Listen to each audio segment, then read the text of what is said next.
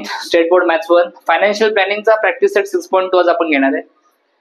यामध्ये एक पहिला क्वेश्चन असा आहे, observe the following table. Observe the following table given below. हा टेबल तुम्ही ऑब्झर्व करणार. Check and decide whether the following individuals have to pay income tax or not. ह्या लोकांना इन्कम टॅक्स भरायचा आहे की ते आपल्याला चेक करायचं आहे, बरोबर आहे की नाही. आता फक्त मी ते नाव लिहिलंय. नावापेक्षा इम्पॉर्टंट आहे त्यांचा एज. इन्कम टॅक्स भरावं लागेल की नाही हे ऍक्च्युली आपण वयाप्रमाणे डिसाईड करतो. इथे मी लिहिलंय, जर एखाद्या व्यक्तीचं वय 60 वर्षापर्यंत असेल तर 2.5 लाखापर्यंत त्याला इन्कम टॅक्स भरायचा नाहीये. 60 ते 80 वर्ष वय असेल तर 3 लाखापर्यंत इन्कम टॅक्स भरावा लागत नाही. म्हणजे 3 लाखापर्यंत तुम्ही पैसे कमवा, तुम्हाला टॅक्स लागणार नाही. आणि तुमचं वय जर 80 वर्षापेक्षा जास्त असेल तर 5 लाखापर्यंत इन्कम टॅक्स नाहीये. कळलं काय, समजलं का. म्हणजे जसं जसं वय वाढेल तशी आपल्याला सूट जास्त मिळते. 60 वर्षापर्यंत 2.5 लाखापर्यंत टॅक्स नाही, 60 वर्षावर 3 लाखापर्यंत टॅक्स नाही, आणि 80 वर्षाच्या वर 5 लाखापर्यंत टॅक्स नाही. बरोबर आहे की नाही. चला, हे एज दिलेलं आहे. मिस निखिलचं 27, मिस्टर कुलकर्णी 36, 44, 64 आणि 81. इन्कम त्यांनी दिलेला आहे, टॅक्सेबल इन्कम ₹234,000, ₹327,000, ₹582,000, ₹840,000, ₹4,000. कळलं का. अरे बोला, हो की नाही. मिस निकिता वय किती आहे. 27. म्हणजे फर्स्ट मध्ये येणार, सेकंड मध्ये येणार की थर्ड मध्ये येणार रे. फर्स्ट मध्ये. फर्स्ट मध्ये 2.5 लाखापर्यंत टॅक्स आहे का. नील म्हणजे नो टॅक्स. नील म्हणजे नो टॅक्स. 2.5 लाखापर्यंत टॅक्स लागत नाही. 2.5 लाखापेक्षा जास्त पैसे कमवले टॅक्स लागणार. तिने किती कमवले. म्हणजे 2.5 लाखापेक्षा जास्त कमवले की कमी कमवले. म्हणजे टॅक्स भरावा लागेल की नाही. नाही लागणार ना. 2.5 लाखाच्या वर टॅक्स लागतो. कळलं का. 2.5 लाखाच्या वर टॅक्स लागणार. 60 ते 80 वय असेल तर 3 लाखाच्या वर टॅक्स लागणार, आणि 80 वर्षाच्या पेक्षा जास्त वय असेल तर 5 लाखाच्या वर टॅक्स लागणार. मिस्टर कुलकर्णीचं वय किती आहे. 36. म्हणजे ह्याच्यामध्ये ना, फर्स्ट मध्ये 2.5 लाखाच्या वर टॅक्स लागणार ना. 2.5 लाखापर्यंत नील म्हणजे फ्री आहे, नो टॅक्स. नील म्हणजे काय, नो टॅक्स. पण 2.5 लाखाच्या वर टॅक्स लागणार की नाही. त्याचं इन्कम 2.5 लाखापेक्षा जास्त आहे का. हो. अरे ताई 327 आहे ना, 2.5 पेक्षा जास्त आहे ना, म्हणजे टॅक्स लागणार. बरोबर. मिस मेहता वय किती आहे. 44. म्हणजे 1 2 3 बोला. 1. 2.5 लाखापर्यंत टॅक्स लागत नाही. 2.5 लाखापेक्षा जास्त असेल तर टॅक्स लागणार. लागणार की नाही लागणार. येस. मिस्टर बजाज वय 64 आहे. 64 आहे म्हणजे सेकंड मध्ये 3 लाखाच्या वर टॅक्स लागतो. याचा इन्कम किती आहे. 8 लाख लागणार टॅक्स. बरोबर. लास्टला डी सिल्वा, मिस्टर डी सिल्वा 81 इयर ओल्ड आहे. त्याचं वय 81 म्हणजे थर्ड आहे ना. थर्ड मध्ये 5 लाखापर्यंत टॅक्स लागत नाही, 5 लाखाच्या वर टॅक्स लागतो. ह्याचं किती आहे. 4,50,000 लागेल का टॅक्स. नाही लागणार. झाला क्वेश्चन सॉल्व. समजलं का. चला, सेकंड क्वेश्चन इथे लिहिलंय आपण. मिस्टर करतार सिंग एज किती आहे बाळांनो. एज इम्पॉर्टंट आहे, कारण एज प्रमाणे तुमचा टॅक्स चेंज होतो. Work in a private company, his monthly income after deduction of allowances is ₹42,000. किती बाळांनो. 42,000. हा मंथली इन्कम झाला त्याचा. काय झाला. टॅक्स जो लागतो ना, बरोबर काय लागतो. टॅक्स. टॅक्स लागणारी जी अमाऊंट आहे त्याला आपण टॅक्सेबल इन्कम बोलतो. काय बोलतो. हा टॅक्सेबल इन्कम आहे का. हा इन्कम आहे, बरोबर आहे की नाही. पण हा मंथली इन्कम आहे. टॅक्स जो आपण काढतो तो मंथली नाही काढतो. टॅक्स आपण वर्षाचा काढतो. काल तुम्हाला सांगितलं ना मी, फायनान्शियल इयर वगैरे वगैरे. तर टॅक्स आपण पूर्ण एका वर्षावर कॅल्क्युलेट करतो. समजलं का मी काय सांगतोय. बरोबर आहे की नाही. तर आपल्याला टोटल इयरली इन्कम काढावं लागेल. टोटल बोला, इयरली इन्कम. कसा काढायचा. मंथली इन्कम किती आहे रे. मंथली किती आहे. 42,000. याला इंटू 12 करावं लागेल. किती आता माहिती आहे. 5,04,000 येतं. 5 लाख हा झाला टोटल इयरली इन्कम, वर्षाचा पूर्ण इन्कम झाला. बरोबर आहे की नाही? कळलं का? याला आपण बोलूयात पार्ट 1. बरोबर. आता ह्या इन्कमवर टॅक्स लागेल का? वर्षाचा इन्कम काढला आपण, ह्याच्यावरती टॅक्स लागत. तर त्याने काय केलंय, काही त्याने पैसे ठीक आहे गुंतवलेत. आपण जे गुंतवणूक करतो ना, बरोबर आहे की नाही? हा, त्या पैशावर टॅक्स लागत नाही. सरकारचं धोरण काय आहे की लोकांनी पैसे कमवावेत, कमवून ते पैसे कुठेतरी गुंतवावेत. समजलं का? समजलं? म्हणून सरकार काय करतं, जेवढे पैसे तुम्ही गुंतवाल ना तेवढ्या पैशावर तुम्हाला टॅक्स लागत नाही. आता त्याला म्हणतात डिडक्शन्स. काय म्हणतात? डिडक्शन. डिडक्शन म्हणजे काय? आपण ते पैसे वाढवतो की कमी करतोय? डिडक्शन म्हणजे काय? तुमचे 2 मार्क डिडक्ट झाले म्हणजे 2 मार्क्स कमी झाले की वाढले? डिडक्ट म्हणजे कमी. बरोबर आहे की नाही? आता डिडक्शन्स काय काय बघू आपण. त्यांनी provident fund, general provident fund किती रुपये टाकलेत? Every month. एव्हरी मंथ तो 3000 रुपये कशा टाकतोय? प्रॉव्हिडंट फंडात टाकतोय. बरोबर आहे की नाही? असं नो? येस. त्यातला पहिला सेक्शन काय असं लिहायचं, GPF ₹3000 per month. Per month. बरोबर आहे की नाही? सो ₹3000 इंटू 12 किती झालं रुपीज? बोला 36,000. बरोबर आहे की नाही? तर GPF मध्ये किती पैसे गुंतवले त्याने वर्षाचे? 36,000. बरोबर आहे की नाही? अजून त्याने काय काय कुठे कुठे गुंतवणूक केली बघा. he has also bought 50,000 worth of rupees. हा, NSC म्हणजे काय? NSC म्हणजे नॅशनल सेव्हिंग सर्टिफिकेट. बोला नॅशनल सेव्हिंग. वेगवेगळ्या ठिकाणी पैसे गुंतवू शकतो आपण. जसं GPF आहे प्रॉव्हिडंट फंड, तसं नॅशनल सेव्हिंग सर्टिफिकेट ही पण एक गव्हर्नमेंटची स्कीम आहे. त्यामध्ये त्याने काय केले? पैसे गुंतवले. आता गव्हर्नमेंट काय करतो, तुम्ही PF मध्ये पैसे गुंतवा किंवा नॅशनल सेव्हिंग सर्टिफिकेट मध्ये पैसे गुंतवा. गव्हर्नमेंट ह्याचे काय पैसे काय करतं? डेव्हलपमेंटसाठी युज करतं. कशासाठी युज करता? हा, त्याचा फायदा म्हणून तुम्ही गव्हर्नमेंटला एक्स्ट्रा पैसे दिलेत की हे पैसे घ्या डेव्हलपमेंट करा, मग गव्हर्नमेंट त्या पैशावरती टॅक्स लावत नाही, जेणेकरून जास्तीत जास्त लोकांनी अजून पैसे द्यावे. कळलं का? येस. तर त्याने NSC ने किती रुपये दिलेत रे? NSC किती रुपीज? 15,000. बरोबर आहे की नाही? तिसरा पार्ट, त्याने काही पैसे टाकलेत, डोनेट केलेत. डोनेट काय केलेत? किती रुपये? कशामध्ये? PF प्रधानमंत्री रिलीफ फंड. बरोबर आहे की नाही? PM relief fund. So PM relief fund ना, ह्या किती पैसे टाकलेत त्यांनी? हा, हे पैसे गुंतवणूक की दान केलेत रे? हे पैसे दान केलेत, डोनेट केलेत. डोनेशन वरती तुम्ही जर काही पैसे दान केले असतील तर त्या पैशावरती पण टॅक्स लागत नाही. कळलं का? हे किती अमाऊंट त्यांनी केली डोनेट? 12,000 रुपये केले. बरोबर आहे की नाही? Yes or no? येस. त्याची टोटल डिडक्शन किती होते बघा. टोटल डिडक्शन बघा. टोटल डिडक्शन किती होते? टोटल डिडक्शन ऍड करा. 1 2 3. 36 प्लस 15 किती रे? 51. 51 प्लस 12 63. किती? 63. बरोबर. हे आलं किती रुपीज? 63,000. बरोबर आहे की नाही? समजलं बाळांनो एवढं? चला, म्हणजे त्याला एवढ्या पैशात त्याला सूट मिळणार आहे. 63,000 मध्ये त्याला काय मिळणार आहे? सूट मिळणार आहे. आपल्या 100% पैशावरती कधीच टॅक्स लागत नाही, लक्षात ठेवा. म्हणून लोक पैसे गुंतवतात. कळलं? कळलं का? चला आता तिसरा पार्ट करूया. तिसऱ्या पार्ट मध्ये आपण काय काढायचं? Total taxable income. काय काढायचं? टॅक्सेबल इन्कम किती? टोटल इन्कम किती आहे?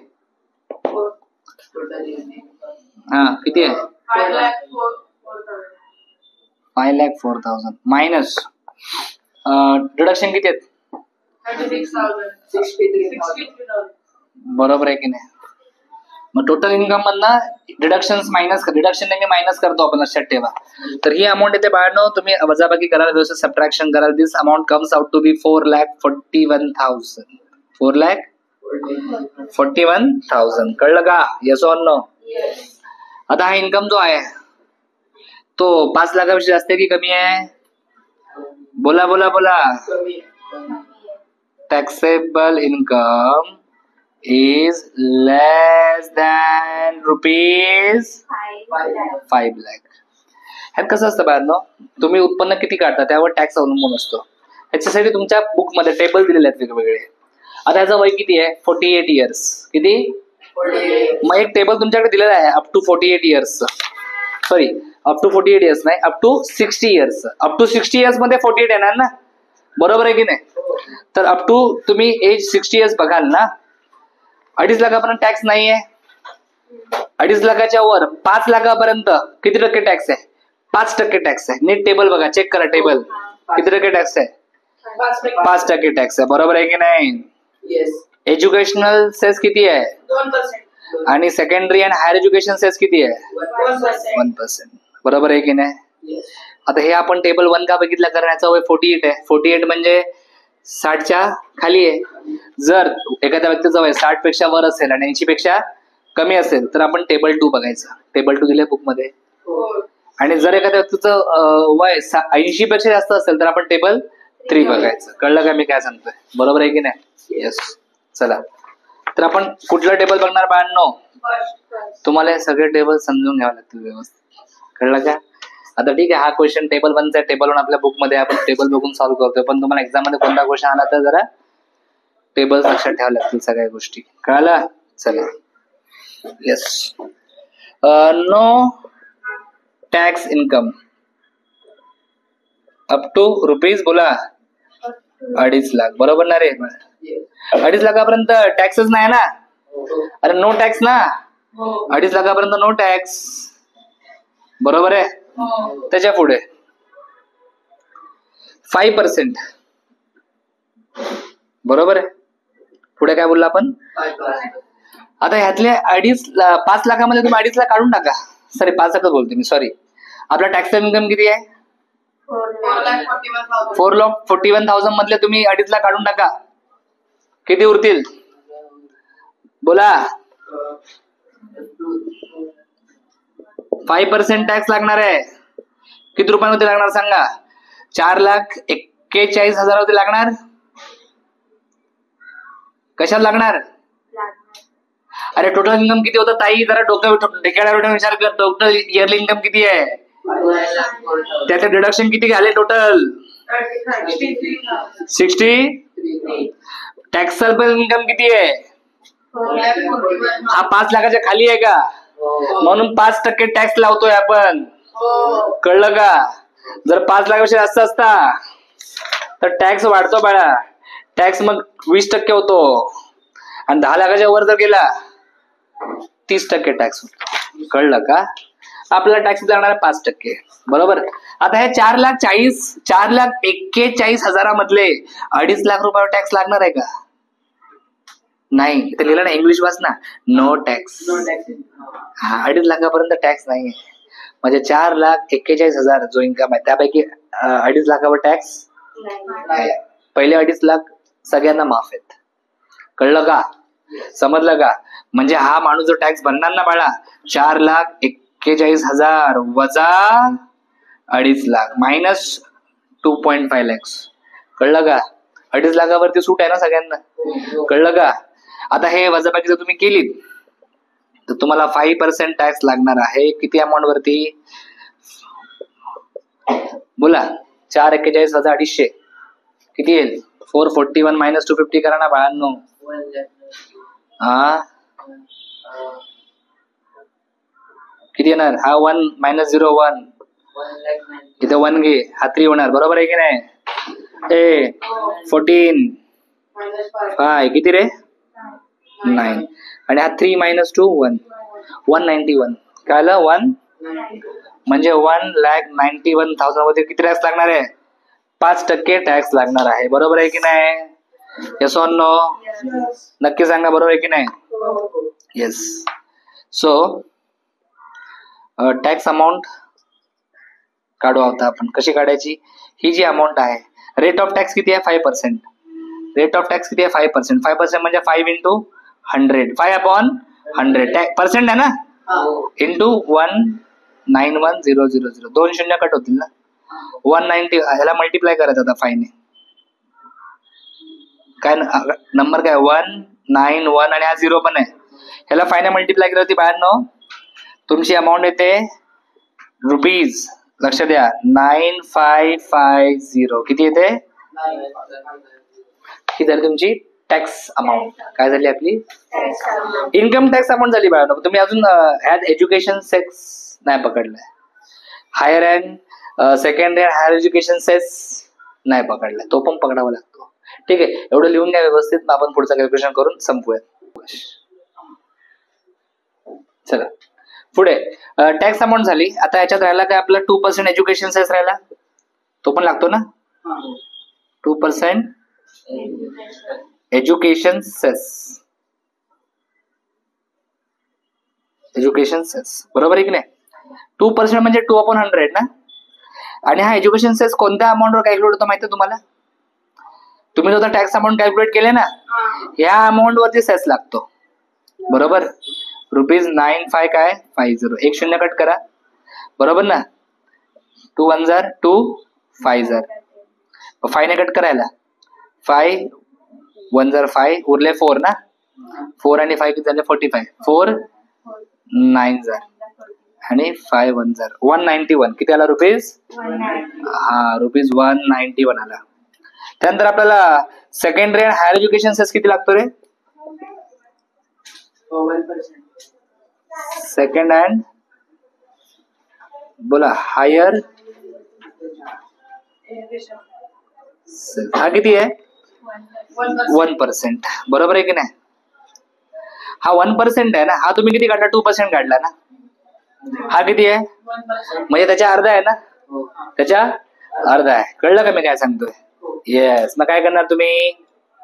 डायरेक्ट याचा अर्धा करून टाका ना. 191 चा अर्ध किती येतं? ठीक आहे, 190 चा अर्ध किती येतं सांगा? 190 चा व्हॉट इज हाफ ऑफ 190? 95 180 नाही रे. हा 95 बरोबर है. 95 का डबल किया तो 190 बराबर.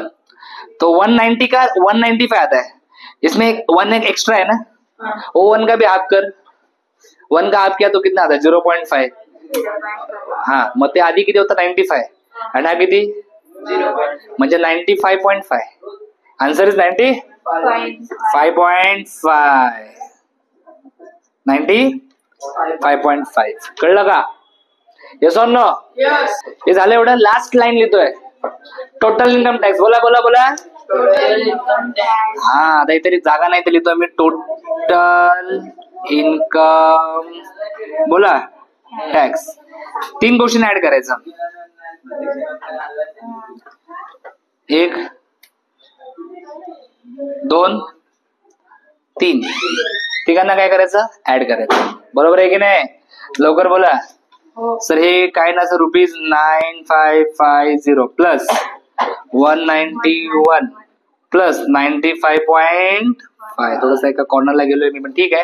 ह्याची ऍडिशन आहे तुमची 98. हे ऍडिशन मध्ये करायचं तुम्ही बाळांनो. काय मोठी गोष्ट आहे, आधी ऑलरेडी शिकवलेलं आहे मी.